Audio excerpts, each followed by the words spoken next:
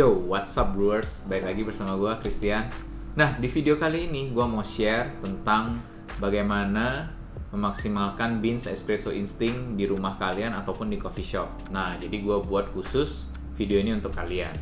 Nah, seperti yang kalian tahu, gue baru aja rilis 3 jenis espresso blend, ya kan? Itu ada pertama berries apple. Nah, sesuai namanya, flavor notes-nya juga kayak gini. Jadi dia ada berries flavornya, terus juga ada apple.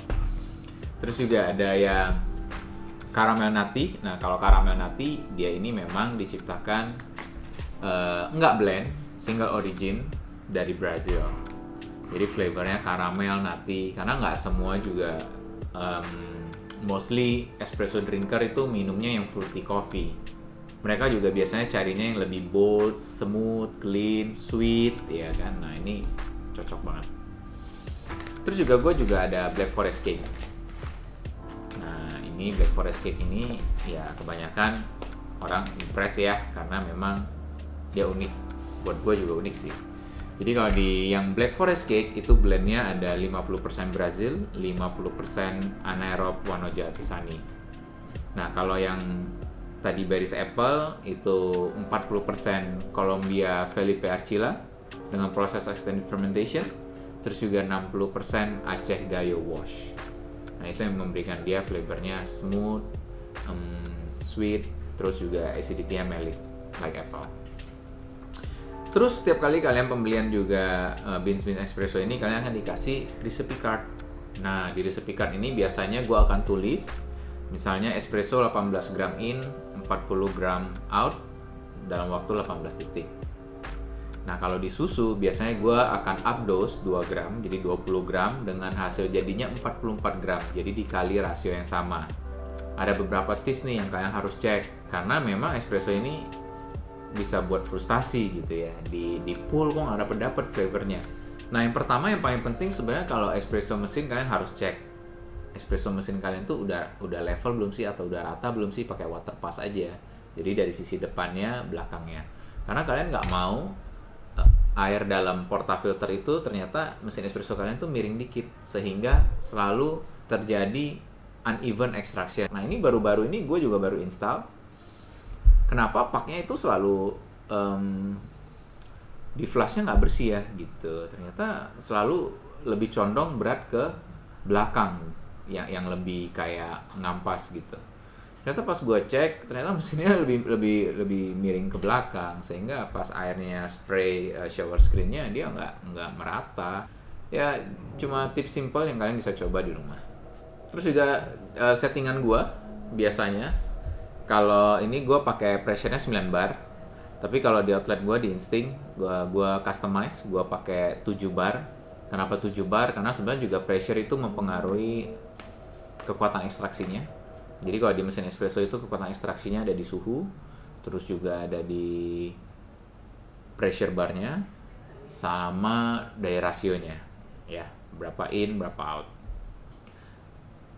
Nah, kalau di Instinct kenapa gue set 7 bar? Karena gue nggak pengen nge-push ekstraksi terlalu banyak di awal, karena di sana banyak banget orang yang coffee drinker yang filter, mocha dong di espressoin, atau misalnya Aceh dong di espressoin. Nah, itu jadi di sana gue udah customize pressure-nya 7 bar. Tapi hari ini gue bakal kasih kalian contoh, ini standar aja 9 bar, oke? Nah, untuk temperature gue biasanya set di 92 sampai 93 Celcius. Gimana kalian tahu temperature kalian terlalu tinggi? Kalau misalnya biasanya first sip of espresso itu terlalu sharp atau terlalu sour. Nah, itu biasanya energinya terlalu gede di awal, sehingga untuk pooling ekstraksi ke belakangnya udah nggak ada, udah sisa ampas doang. Nah, itu kalian mau turunin temperature kalian. Kita langsung coba pakai berries apple-nya espresso ya. Di sini kalau di recipe card kalian bisa lihat, gue waktu itu udah dial in 18 gram in, 40 gram out. Jadi kalian ngikutin aja seperti yang udah ada di recipe card.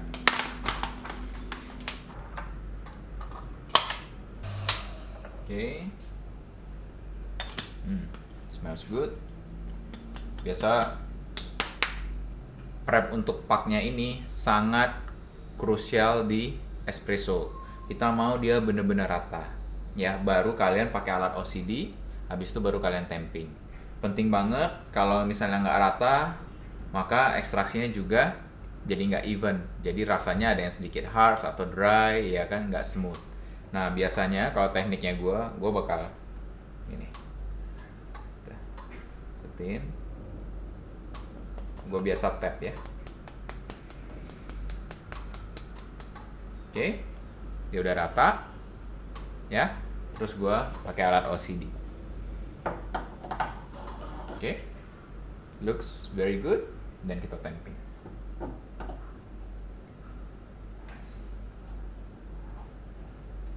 Let's brew.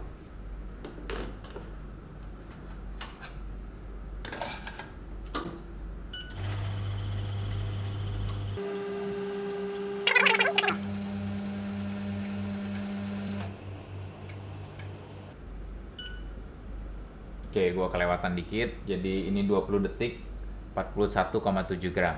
Mari kita coba. Lihat kremanya. Terus ada tiger skin. Jangan lupa untuk stir espresso kalian.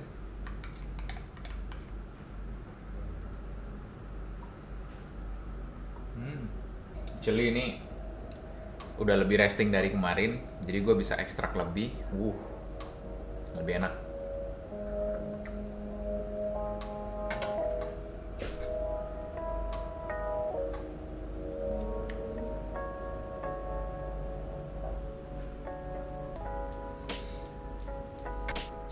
Jadi benar-benar kayak manis banget, berries gitu ya.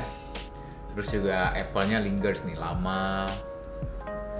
Terus dia lebih kayak sweetness-nya tuh coating banget dan long aftertaste, very good.